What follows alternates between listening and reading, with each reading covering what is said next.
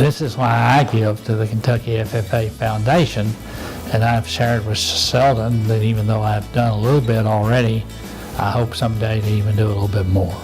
The biggest thing for me was just a development of self-confidence. Like I said earlier, I had been in a few different interview contests and career development events where I hadn't been very successful, and especially as a girl in high school, that's kind of hard to deal with, not being good enough.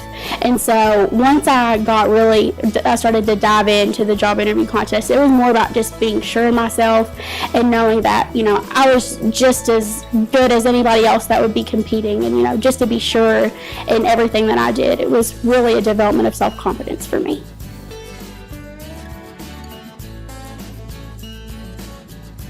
To a donor, I think you often look for results, immediate results, but in the long term, it's a long-term investment in leadership skills for these young people to develop, to grow with them throughout their lifetime.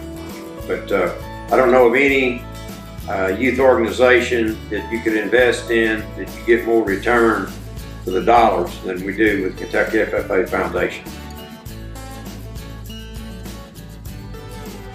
During the 6 years I've been in FFA, it's taught me a lot, but it's mainly just opened my eyes up to this industry. Where FFA wasn't even something I wanted to participate in as a 9th grader, and now I couldn't imagine, life without this organization. It's something that I want to do forever. This is one of the most important industries. It's something that everybody should be aware of. Through competing in FFA contests, I've learned how to be resilient, I've learned how to be dedicated, and I've learned how to persevere as well. One major lesson that being an FFA and being involved in this organization has taught me is just to truly be myself. So throughout my year this year as a state officer, going and meeting sponsors, it's been great to really see full circle the impact that FFA has on people. When meeting sponsors, even as a high schooler, as soon as I came off stage for a job interview, I got to meet Dr. Byers, who has provided a gift to FFA.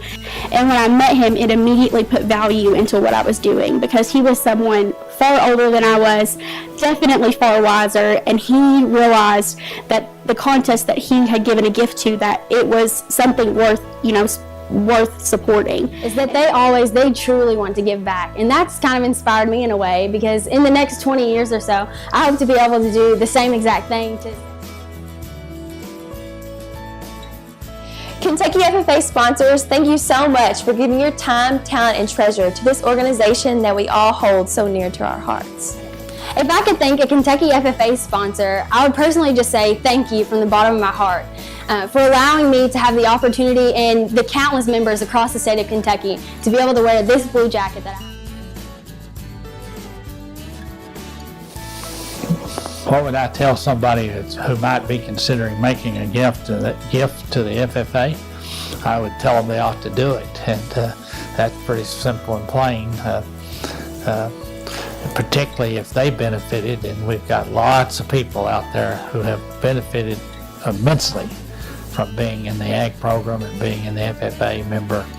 Many people, and many of them probably ought to step forward and share a little bit of their money to sponsor something that we have to give back. Kentucky FFA Foundation sponsors, thank you for your gift.